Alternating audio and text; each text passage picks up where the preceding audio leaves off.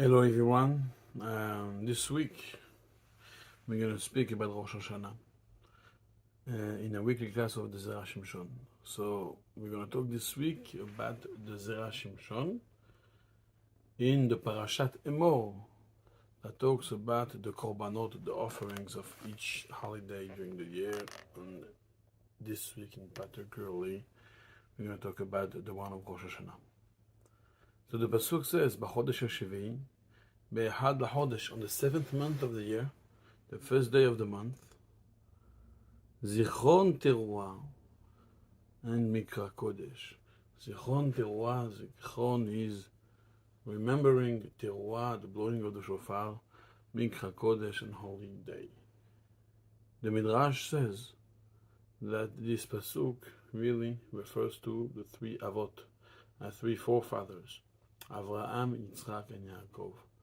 That the pasuk says Be'echad LaChodesh refers to Avraham, Be'echad, because Avraham was unique. On the first of the month, Echad means also one, the first one, that Avraham Avinu was Echad Aya Avraham. Avraham was alone against everybody else. Then Yitzchak, Zichron Teruah, the Midrash says, it refers to Yitzchak because, like the pasuk says, Vayisa Avraham et einav vayar ve'hinei ayil, that during the Akedat Yitzchak, Yaakov raised his eyes and then he saw there is the ayil, a ram, and he took the ram and he offered the ram on the altar, on the Mizbeach instead of Yitzchak. And then Mikra Kodesh refers to Yaakov, that Yaakov Avinu was Kadosh. So the Zera Shimshon asks a very interesting question.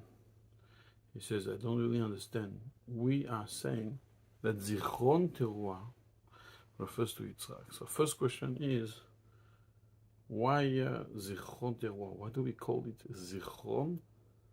Remembering the Teruah, the blowing. Why Avraham Avinu blew the shofar on the Akedat Yitzchak that we want to remember? No, he has nothing to do. We want to remind Hashem about the Akedah. We don't need to remember it. We remember it very well. We want Hashem, the day of the judgment, that he should remember and think about what Avraham and Yitzchak did for the Akedat Yitzchak, and in order for us to get the mercy and the merit of our ancestors. So, if so, the words should be different. You shouldn't say Zichron Teruah. You should say Teruat Zikaron. We're blowing to remind, not that we remember the blowing. There was no blowing of the shofar during Akedat Yitzchak. No, we're blowing to remind Hashem about Akedat Yitzchak. So it should have been Zikaron Teruah. Teruat Zikaron, not Zichron Teruah. And another question that the Zera Shimshon asks is, what's so special about that Avraham saw a ayil? The Midrash says, the Teruah refers to Yitzchak because, like we see, Avraham Avinu saw a ayil, a ram. What's so special about seeing the ram? Why do we need this ram? This ram that Avraham took and offered on the Mizbeach wasn't the mitzvah, was not the challenge. The old challenge was for Avraham to take his son and to offer him as a sacrifice.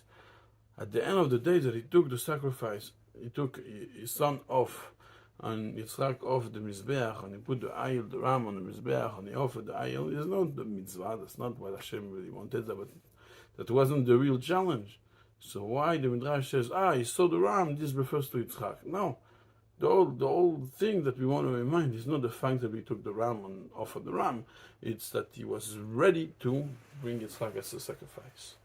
And the third question that he's asking, the Zera Shimshon, is quoting another Midrash. The Midrash says that when Avraham Avinu took the ram and he did shlita, he slaughtered the ram, and then he put his pieces on top of the Mizbeach and he burned them, and then the Midrash says Avraham Avinu was praying, and everything, every steps that he was taking into offering this ayil, this ram to HaKadosh Baruch Hu, he was praying and says, HaKadosh Baruch Hu, please make it, when I offer this animal, it's as if I'm offering my son.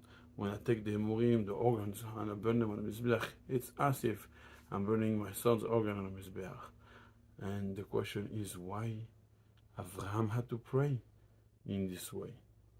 He could have prayed even before. He didn't have to wait to take an Ariel, a ram, and then bring it on the Mizbeach and say, Hashem, please, I really wanted to offer my son as a sacrifice. Then, like you asked me, and then you change your mind, make it as if now I'm doing it with this animal. Avraham should have prayed even before the ram came in the picture. He could have said right away when the Malach, the angel, told Avraham, please stop right here, don't continue. Avraham should have stopped and says, Hashem, look, I really want to do it. Make it as if I did it. Why we have to say, no, he took an Ariel, he took a ram, he put it on the Mizbeach, and everything he did on the animal, it's as if he did on his son, that was his prayer. No, Avraham could have prayed even before. And this is the 3 questions of the Zera Shimshon. First question, why don't we say Teruat Zikaron, that we're blowing to remind Hashem, and not the opposite of Zichron Teruah, that we remember the blowing. Second question is why we are pointing out that Yitzchak, Zichron Teruah refers to Yitzchak because of the Ariel. What do we care about the Ariel? All the challenge was before the Ariel came. And the third question, why Avraham Avinu is only standing to pray to HaKadosh Baruch Hu, that he should consider his action as if he offered Yitzchak himself, only while he's offering the Ariel. He could have prayed this way even before. So the Zera Shimshon wants to explain, and he says something beautiful. He says like this, he says that these 2 parts in mitzvot, when a person does a mitzvah, there is the kavanah, the machshava, and the maaseh. There is the action of the mitzvah, the physically doing, and this is the machshava, the thoughts. What are you thinking about when you're actually doing the mitzvah? The kavanah, all your intentions. And the Zera Shimshon explains that the actual mitzvahs that you do, like we all know, every mitzvah we do creates an advocate. So when a person has a prosecution against him, an angel that prosecutes him, so then by doing a mitzvah, he creates an advocate that will defend him, defend all the persecution against him. So this is the action of a mitzvah, creating an advocate for you. However, the Zera Shimshon tells us that the machshava, the intentions, and the thoughts that you have while you're doing a mitzvah is much more powerful than just creating an advocate for you. But he actually takes the dinim, the judgment, and turns them into mercy. The action of a mitzvah doesn't have the power to turn judgment into mercy, but has the power to protect you from judgment by creating angels that will advocate for you. But when you have a machshava, good intentions and thoughts in a mitzvah, it's even more powerful that with the machshava, you can actually take the dinim and turn them into rachamim, into mercy. However, just the machshava cannot do nothing, because we can only get rewarded for a mitzvah if we actually do it in action. So they both go hand by hand. And the Zera Shimshon continues and explains that when Avraham Avinu went up to do Akedat Yitzchak on the mountain, at the end of the day, when the angel stopped him, it is true that he had all the best intentions, but at the end of the day, he has no actions.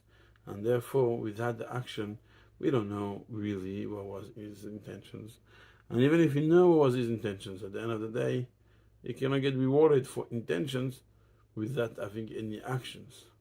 And this is another problem will be also that he actually designated the wood and the mizbeach to be used. So why everything will be desecrated now that the sacrifice was cancelled?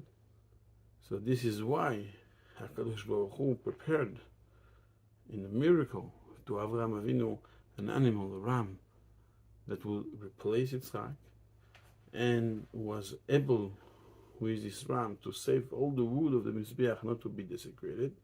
And also, even though Avraham had all the best intentions, he was able to apply and to connect the intentions to an action and to show Hashem that, you see, I had the good intentions and now I'm taking them to action by offering a sacrifice right in front of you.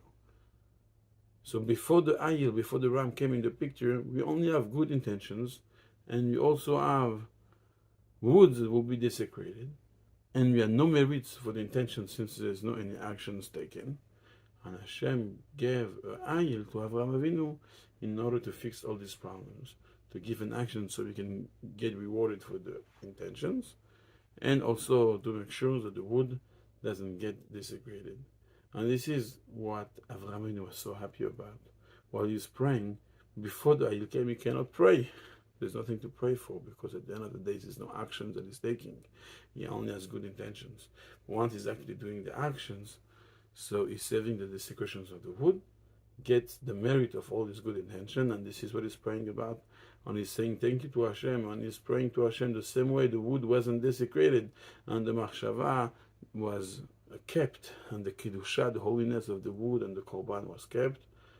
Also, you, HaKadosh Baruch Hu, the kiddusha of the Jewish nation will never be desecrated. And this is what we mentioned with zichron teruah, to remember the teruah. What's to remember the teruah? The zikaron is remembering. This is intentions. Teruah is blowing the shofar. It's action. So the mitzvah has an action and a machshava and intention. So we want to remember on Rosh Hashanah that the Kadosh Baruch Hu gave Ariel to Avraham in order to give him an action to his machshava, to his good thoughts and good intentions, in order for him to get this merit. And this is what we're trying to remind HaKadosh Baruch Hu. We remind him, HaKadosh Baruch Hu, the zichron, which is the machshava, and the teruah and the action. And by remembering this, we remember the prayer of Avraham Avinu, that when HaKadosh Baruch Hu gave him that action of the Ariel, which refers to the teruah on Rosh Hashanah, he was able to take HaKadosh Baruch Hu from the kisei of Din and to bring him into the kisei of Rachamim, because finally the powerful machshava, the powerful thought that he had, were able to give us the merit of the sacrifice of Yitzchak, even though Yitzchak wasn't sacrificed, but the action was taken on the Ariel. And this is a beautiful Zera Shimshon that teaching us that when we do the mitzvah of shofar, when we blow the shofar on Rosh Hashanah, we have to understand that this blowing of the shofar is actually taking an action on the day of Rosh Hashanah in order to apply all the good machshavot, all the good thoughts of Avraham Avinu, that when Avraham Avinu wanted to bring the Akedat Yitzchak, so we have to think the same machshavot of getting close to HaKadosh Baruch Hu, on accepting HaKadosh Baruch Hu as our king, as the master of the universe, that is controlling everything at every moment of our life. And this machshavot will be applied into an action, and then, like the Pasuk says, Allah Elohim bitruah Adonai b'kol shofar, that HaKadosh Baruch Hu judges us on Rosh Hashanah, sitting on the throne of din, of judgment. But once he hears the shofar blowing, Hashem stands up from the throne of judgment and sits then on the thrones of Rachamim, of mercy. So you see that the shofar, the mitzvah of the shofar, has the power to take the machshava and to bring the merit of the machshava to turn the dinim into Rachamim. And all this because we have the maaseh, the mitzvot of Rosh Hashanah.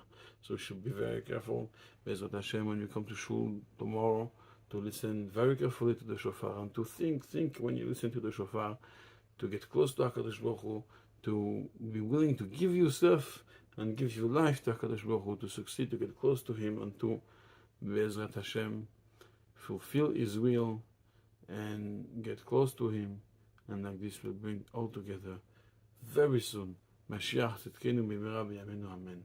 I wish everyone a Shana Tova u'Mevorechet, a beautiful and good year full of happiness. HaKadosh Baruch Hu should listen and answer all the tefillot of Am Yisrael, of every single one tefillah, of every single one Jew. Everything that we need, Hashem should give us, and all the people that are seeking refuah should get health. And Be'ezrat Hashem, everyone that needs a shidduch should find a zivug bekarov. Be'ezrat Hashem, Shana Tova u'Metuka.